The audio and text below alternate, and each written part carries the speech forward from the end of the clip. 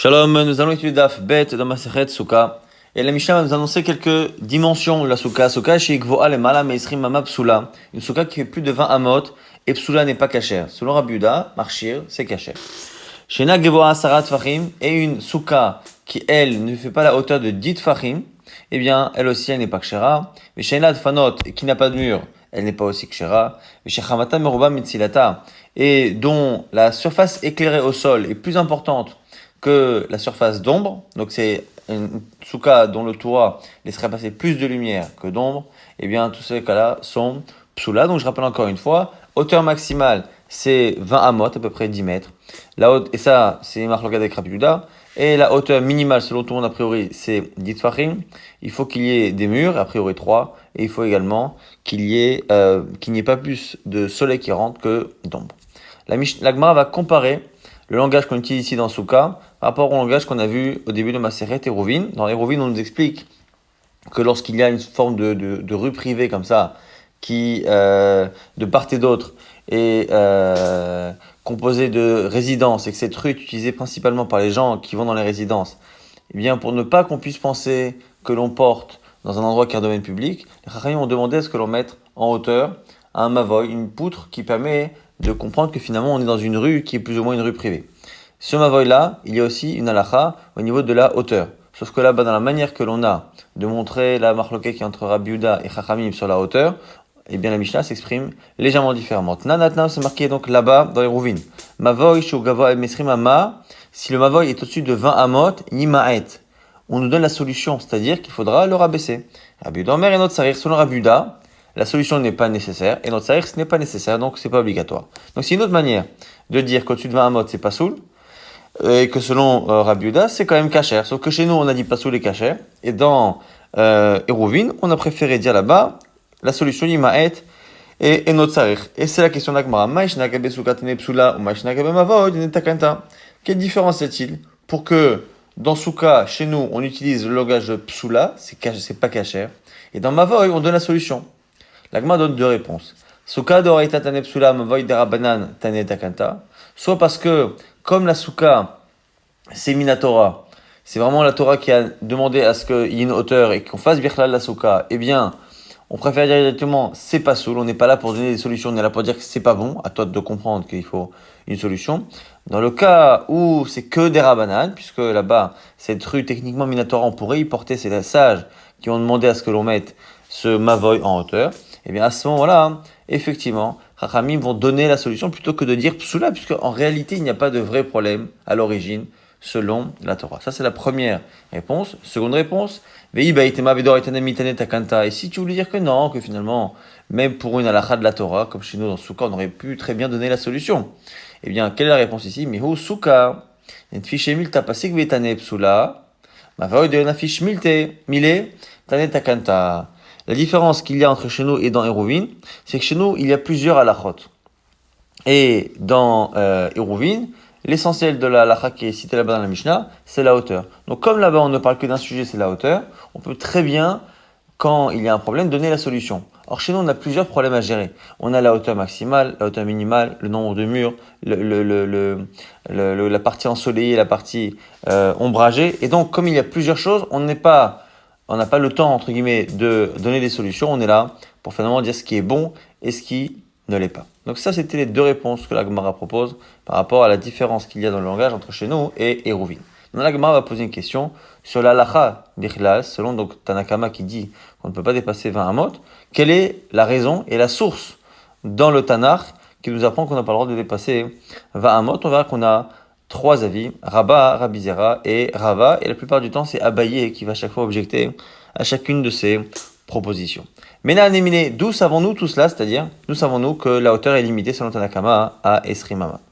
Amar Rabba propose, Amar Kra inversé, les Ma'an et Dodorotechem, au sujet de la mitzvah que la Torah nous donne de faire des soukot et d'y habiter, c'est marqué, afin que les générations, donc les générations futures, sachent qu'il va soukot au Shavtiet Ben Israël, que moi, Kadosh Baruch Hu, à l'époque de la sortie d'Égypte, j'ai fait résider les Ben Israël dans des soukot, là-dessus on verra plus tard dans la Masechet, c'est une marloquette, est-ce qu'on parle vraiment de soukot, de vraies cabanes, ou est-ce que ce sont les nuées qui vont protéger leur Israël? En tout cas, l'idée de la souka, c'est de se rappeler de quelque chose. Et donc du coup, selon Rabat, eh bien, ce rappel doit se faire grâce au toit de la souka, parce que je rappelle, comme on le verra à plusieurs reprises, que l'essentiel de la souka, c'est le toit. Et donc pour se rappeler, il faut visuellement avoir quelque chose qui nous permet justement de nous rappeler, et donc quelque chose qui est dans notre champ de vision. Et c'est justement en dessous de 20 amot que l'on a le toit dans le champ de vision. Donc c'est ce qu'on nous dit ici. Adesrima mashka 20 amot, Adam yodeach ou dar besuka. Un homme réalise qu'il habite dans une souka. Les malam et esrima main, Adam yodeach et dar besuka. Au-dessus de 20 amot pour le toit, il ne réalise plus qu'il est dans une souka. Delosh shalta ba'ana, parce que ses yeux n'ont pas tendance à aller aussi haut. Ça c'est le premier avis, celui de Rabbi Zera. De Rabat. Rabbi Zera Amar, Rabbi Zera propose un autre verset. Mais achal souka, tiele sel yomam, mechorev. On parle là-bas de la souka qui forme une ombre justement le jour, et on nous parle là-bas de chorev, de l'endroit du Har Sinaï, mais en tout cas on parle d'une souka qui sert justement de tsel, d'ombre. Et donc selon ici Rabbi Zera, ce n'est pas une question de visibilité du toit pour se rappeler, c'est une question d'ombre. Il faut absolument que l'on soit à l'ombre du toit de la souka et non pas à l'ombre d'autre chose. Et donc, Ad Esrimama, Adam Yoshev et Tsel Souka, les Malam Esrimama, et Adam Yoshev et Tsel Souka, Elab Tsel Tfanot. Pourquoi? Parce que jusqu'à 20 amot, eh bien, c'est bien le toit qui fait ombre au-dessus de la personne qui est assise à l'intérieur. Lorsqu'on dépasse ces 20 amot, eh bien, ce sont les murs qui font de l'ombre à la personne et non pas le toit. Or, on ne doit pas être à l'ombre des murs, mais à l'ombre de la souka, c'est-à-dire du skar, c'est-à-dire du toit. Abaye objecte.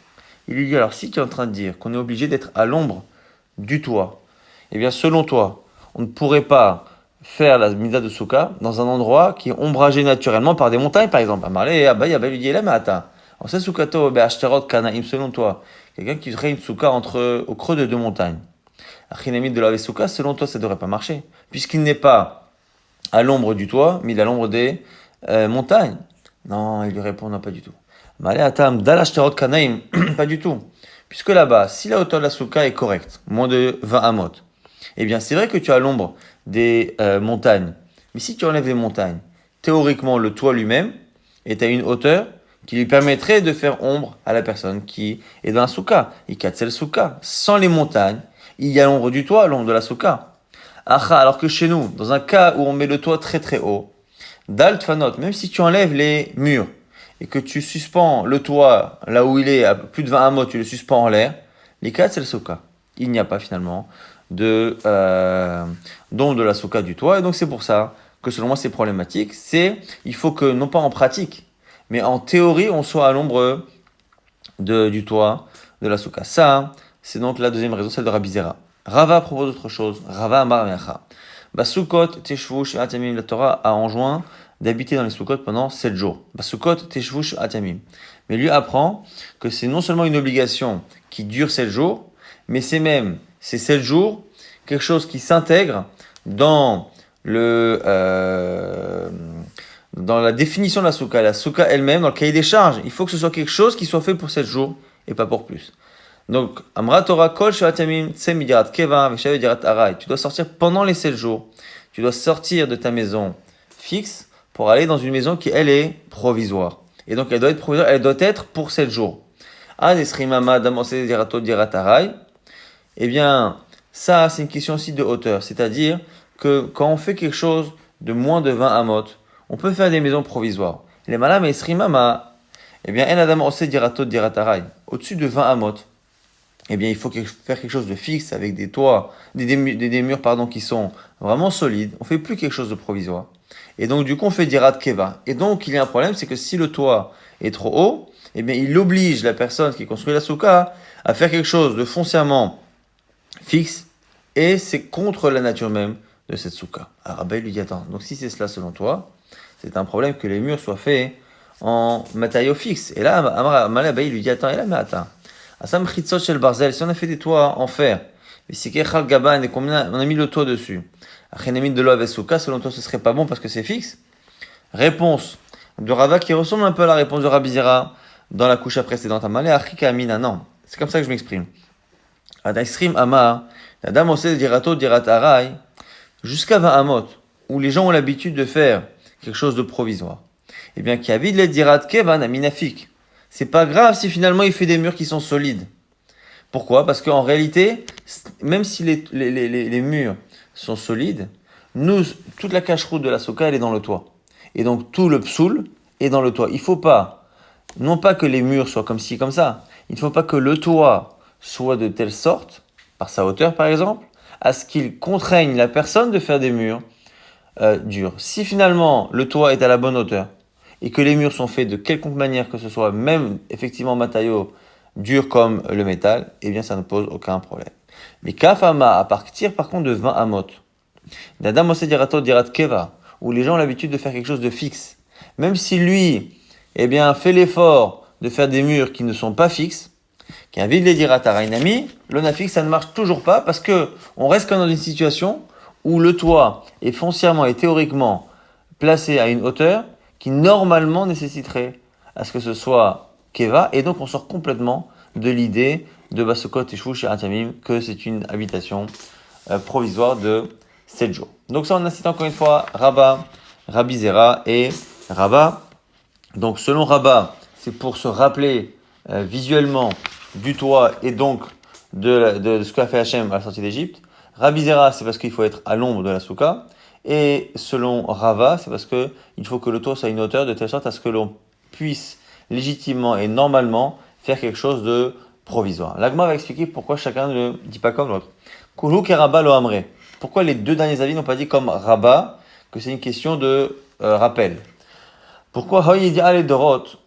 Parce que là-bas, c'est ce qu'on appelle Yedi'a les Dorot. C'est-à-dire que c'est une manière d'exprimer et de dire que les générations se rappelleront par le fait de faire des soukot. Mais ça ne veut pas dire que tu vas habiter dans la souka pour qu'au moment où tu es dans la souka, tu te souviennes en voyant quelque chose. Et donc, du coup, on réfute Rabba. Rabbi Zera, maintenant, qui a dit que c'est la tsel, c'est l'ombre. Pourquoi Namilok Amre? Aoulimot Amashiach ou dirtiv? Parce qu'en réalité, le verset qu'il a cité ne parle pas de la souka, de mitzvah que l'on fait chaque année, mais de la souka qui sera là au moment du Mashiach. Et donc, ça n'a rien à voir finalement avec notre histoire. Alors, Rabbi Zera, Imken, les Makra. Alors, Rabbi Zera, comment il justifie? Il dit non, c'est vrai que ça parle de Mashiach. Mais si on parlait de Mashiach et de la protection qu'Hachem fera là-bas, eh bien, on aurait dû dire vers Choupa, qui est les tsel. Choupa, il y aura une forme de toit, de couverture, de protection qui fera ombre pendant le jour. Ou Maïsouka, pourquoi cette protection? Eh bien, on l'a définie avec un mot que l'on sait être un rappel finalement à la mitzvah de Souka. Donc, Umaï, Vesuka, Tsel Yomam, Shuat Mine, Tarte, de là tu vois que selon Rabbi Zera, même si le pshat du verset parle de l'époque du Mashiach et de quelque chose de futur, l'emploi du mot Souka est venu en même temps nous apprendre une halakha de Souka. Maintenant, Tartek et Rava Nami Lo Amre. Pourquoi les deux premiers avis n'ont pas dit comme Rava que c'est une histoire de provisoire? Eh bien, la Gemara dit Mishum Kushia de Abaye. À cause de la Kushia de Abaye, qu'en réalité, si vraiment le problème, eh bien, c'était à cause de la nécessité de construire les murs de la souka en dur, eh bien, la logique première serait du coup qu'on ne pourrait pas faire de souka avec des murs en dur. Et la réponse de Rava n'est pas forcément la plus évidente. Donc, c'est la raison pour laquelle certains ne pensent pas comme Rava. Après ces trois sources possibles, donc Rava, Rabbi Zera, Rava, la Gemara va rapporter trois élèves de Rav. Rav, donc c'est la première génération d'Amoraïm. Et ces trois élèves vont dire au nom de leur maître Rav des précisions au sujet de la marloquette. C'est-à-dire qu'on a vu une marloquette 20 amot interdit ou pas selon Tanakama et Rabbi Yehuda. Et est-ce que cette marloquette-là, elle est dans toutes les sous-cotes ou que dans certains cas particuliers? Et à chaque fois, la Gemara va essayer de voir si cette version de ce qu'a dit Rav collait avec une des raisons qu'on a données de Rabba, de Rabbi Zera ou de Rava. Donc du coup, c'est ce que la Gemara nous dit ici. Donc, Keman Azla, Ha de Amar Abaye, comme qui va, ce qu'a dit ici d'Amar Rav Yoshia, Amar Rav, ce qu'a dit Rabbi Yoshia au nom de Rav, Marloket, Beshem de Fanot Magiot Laskach, Avat Fanot Magiot Laskach, Afilou le Malam Esrima Makshera. La Marloket, est-ce que c'est bon ou pas? Ça n'est que lorsque les murs ne vont pas jusqu'au toit. Mais si les murs vont jusqu'au toit, selon tout le monde, c'est cachère. Donc même selon Tanakama, on peut dépasser 20 amot. Comme qui ça va? La Gemara dit Keman Keraba. C'est comme le premier avis. Dama Mishum Delo Shalta Be'ena. Pourquoi? Parce qu'il a dit Rabat que la hauteur c'était un problème à cause de ce qui sort du champ de vision. Et donc, c'est la raison pour laquelle on sort le toit de son champ de vision au-dessus de 20 amot lorsque le toit n'est pas connecté physiquement au mur. Mais Kevan Netfadot Magerot Eskar, et c'est pour ça que du coup, quand les murs vont jusqu'au toit, même s'il fait plus de 20 amot, eh bien, en voyant justement les murs qui sont devant nous, on a tendance du coup à réaliser en levant les yeux qu'il y a un scar au-dessus. Et donc du coup, Kevan Netfadot Magerot Eskar, mais Shalet Shelta Be'ena, eh bien l'œil a bien accès, on va dire, donc à ce qui est au-dessus de Mamot. Ça, c'est donc la première halakha, version de la halakha de Rav, qui colle avec la raison de Rabba. Maintenant, Keman Azla Adama Ravuna Amar Rav. Maintenant, c'est Ravuna qui cite au nom de Rav une précision. Marloket Beshen Ba El Arba Amot. Al Arba Amot, Aval Yesh Vayotem Arba Amot Al Arba Amot, Afilou le Malam Esrim Amakshera. Selon cette version de Rav, la marloquette n'existerait entre Rabbi Yuda et Chachamim sur la hauteur que pour une souka qui fait 4 amot sur 4 amot, à peu près 2 mètres sur 2 mètres. Mais si ça fait plus que cette superficie, c'est caché. La Gemara dit Keman, ça va comme qui? Il dit c'est comme Kerabizera, comme le deuxième avis. Damar Mishum Tzel, qui dit que c'est une question d'ombre. Mais Kevan Dervecha, et Katzel Souka, parce que finalement, effectivement, plus la souka est large, plus le toit est large, et donc plus on peut se retrouver à l'ombre du toit malgré la hauteur. Et donc dépasser 4 amot sur 4 amot, finalement, on a une superficie dans le toit qui permet d'être à l'ombre du toit, même si finalement, il est très haut. Troisième version de ce qu'a dit Rav, c'est Rav Chanan bar Rabba qui dit au nom de Rav, Machloket b'shena machazeket ela kede rosho verobo veshulchano, aval machazeket yotem mekte rosho verobo veshulchano, afilu lemala metzrim mama kshera. Cette fois, on est précise également que la marloquette est liée à une superficie particulière et pas à plus. Sauf qu'au lieu que cette superficie soit 4 amot sur 4 amot, c'est de quoi contenir la tête, la majorité du corps d'un homme et sa table. Donc vraiment, c'est la souka la plus petite qui puisse exister. Ça, là-dessus, il y a effectivement une marloquette. Est-ce que on peut dépasser 20 amot ou pas? Selon Rabbi Yuda, oui, selon Chachamim, non. Mais dès qu'on dépasse cette souka minimale, eh bien, ce serait kasher, selon tout le monde. Et là, on m'a dit, Keman, delok echad. Cette fois, ça ne va comme aucun avis, parce que finalement, eh bien, le problème existe, le problème de ne pas voir le toit, le problème de l'ombre, et le problème, justement, lié à l'obligation de faire quelque chose de fixe, eh bien, est valable à partir de Rosho, Rubo, Veshulchano, quoi qu'il arrive. Et donc du coup, on voit ici que cette dernière version ne correspond pas a priori à une des 3 raisons qu'on a citées. Donc on a vu encore une fois qu'on avait 3 manières de préciser que la marloquette selon Rav était que dans un certain cas. Soit c'est que lorsque les murs ne touchent pas le toit, soit 2 avis qui donnent une superficie particulière sur laquelle il y aurait une marloquette, au-dessus de laquelle il n'y aurait plus. Donc c'est soit 4 amot sur 4 amot, soit beaucoup moins, c'est-à-dire juste de quoi laisser la tête, la majorité du corps et la table dans la souka. Au-dessus de ça, il n'y aurait pas de marloquette. Les 2 premiers correspondent plus ou moins à des logiques qui correspondent à celles de Rabba et de Rabbi Zera, et la troisième à personne. Maintenant, la Gemara dit Bishlama ad Rabbi Yoshia, Pliga ad Ravuna, Verav Chanan bar Rabba. La Gemara dit je comprends à la limite que Rabbi Yoshia soit pas d'accord avec les 2 avis suivants. Pourquoi? Et nous, Kayavé Shiura Bemishra, et Ulogehiv Shiura Bemishra. Les 2 derniers avis ont donné une limite pour la marloquette liée à la superficie, donc vraiment à des limites de taille, et lui pense que ça n'a rien à voir avec la taille. Maintenant, et là, Ravuna vers Rav Chanan bar Rabba. Maintenant, les 2 derniers avis. Un qui dit que la marloquette, elle n'est que sur 4 amot, pas plus. L'autre, Kede, Rusho, Robo, Veshulchano, mais pas plus. Quelle est leur marloquette? Alors la Gemara dit peut-être qu'en réalité, tout le monde est d'accord que la marloquette n'est que pour la souka minimale, c'est-à-dire vraiment la première superficie où la souka est kshera, c'est là qu'il y a la marloquette, Rabbi Yuda, Rabbanan. Au-dessus de cela, non, simplement ils discutent sur quelle est justement la souka minimale. Et là, Ravuna Verachana Bachana, Nima Vercher souka comme efflagué. Peut-être qu'ils sont en discussion sur ce qu'on appelle la souka minimale kasher. Dema Savar Vercher souka Berba Amot. Ça va cher souka, Marzaket, Rocho, Rubo, Veshulchano. Peut-être qu'un pense que c'est 4 sur 4, Amot, et l'autre qui pensait de quoi mettre Rocho, Rubo, Veshulchano. Là, Gma dit non, ça n'a rien à voir. Lo, les Kulama, cher souka, Rocho, Rubo, Veshulchano. Pas du tout. Tout le monde est d'accord que une souka est kshera à partir de Rocho, Rubo, Veshulchano. Mais la discussion porte sur autre chose. Nemarsa, Marzaket, Rocho, Rubo, Veshulchano, plié. Avaliotem, Rocho, Rubo, Veshulchano, divra kol kshera. Marsava, Rocho, Rubo, Veshulchano, ad arba amot, plié. Tout le monde est d'accord que la souka n'est kshera qu'à partir de Rousho, Rubo et Shulchano. Simplement, est-ce que la marloquette sur la hauteur qui est marquée dans la Mishnah n'existe que pour la première superficie qui existe, c'est-à-dire donc Rousho, Rubo et Shulchano, ou est-ce que cette marloquette existe entre cette surface-là jusqu'à 4 amot? Donc, en gros, pour les petites soukas.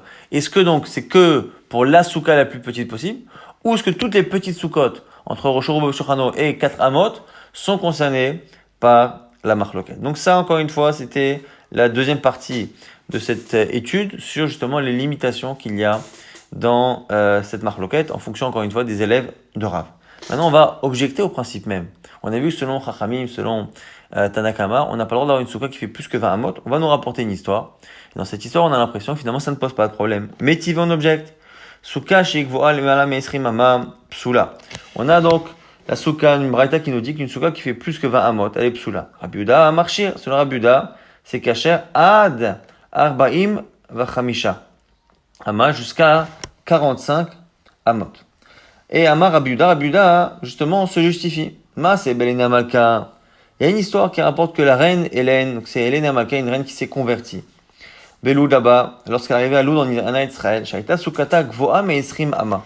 Elle avait une souka qui était plus haute que 20 amot. Vayos Kenim Nechnasim Yosim Lesham. Et les sages venaient la voir pour lui faire kavod, rentrer dans la souka de Hélène Malka, Velo Amroula Davar. Et ils ne lui ont rien dit. Et donc, si la souka n'était pas kshera, les chachamim auraient dû, même s'ils font kavod à Hélène Malka, ils auraient dû lui dire, ta souka n'est pas kshera. Alors, Amroulo, réponse de chachamim, Misham Raya, c'est pas une preuve. Pourquoi?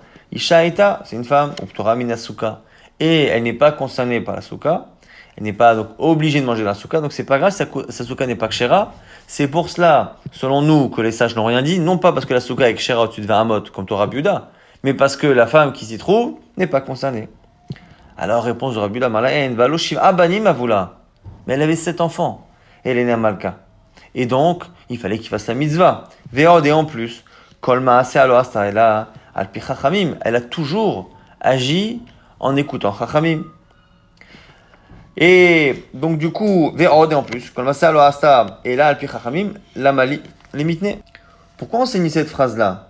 Donc, la Malimitne ve'ol kol ma'asea lo asa ela al pi chachamim. Pourquoi tu me parles du fait qu'elle écoute Chachamim? Qu'est-ce que ça vient faire ici? La Gemara explique finalement que c'est la fin de la première réponse. Achika malou, c'est comme ça qu'il faut comprendre. Qui tomorou banim ktanim avou?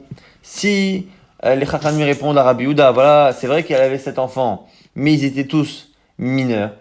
Et donc, comme ils étaient mineurs, ils n'étaient pas concernés par la mise à la Torah de la Souka. Donc, tanim pturim min Souka. Kevan de shiva'a havu, puisqu'elle en avait 7. Il est impossible que parmi eux, il n'y en ait pas un qui ait déjà l'âge de ne plus avoir besoin de sa mère. Or, dès qu'on n'a plus le besoin de sa mère, eh bien, on a l'obligation de l'éduquer dans les mitzvot. Et si vous dites oui, ok, c'est vrai. Mais l'obligation d'éduquer dans les mitzvot un enfant, dès qu'il n'a plus besoin de sa mère, eh bien, c'est les chachamim qui ont dit cela.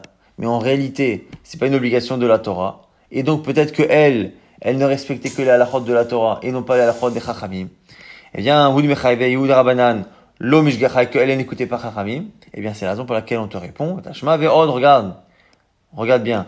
En plus, kol ma'asea lo asta ela alpi chachamim, elle n'a jamais agi autrement qu'en écoutant chachamim. Et donc, ça veut dire forcément que puisqu'elle avait 7 enfants, donc forcément un qui midera banan devait faire la souka et qu'elle a toujours écouté chachamim, forcément que cette femme-là, eh bien, aurait dû avoir une souka qui est kshera. C'est pour ça que selon moi, Rabbi Yehuda, le fait qu'avec ses enfants, chayvim derabanan, et que les chachamim sont venus lui rendre visite, eh bien, forcément que s'ils ne lui ont rien dit, c'est que la souka était kshera au-dessus de 20 amot, et ce serait la preuve, selon Rabbi Yehuda, qu'on n'a pas de limitation dans la hauteur.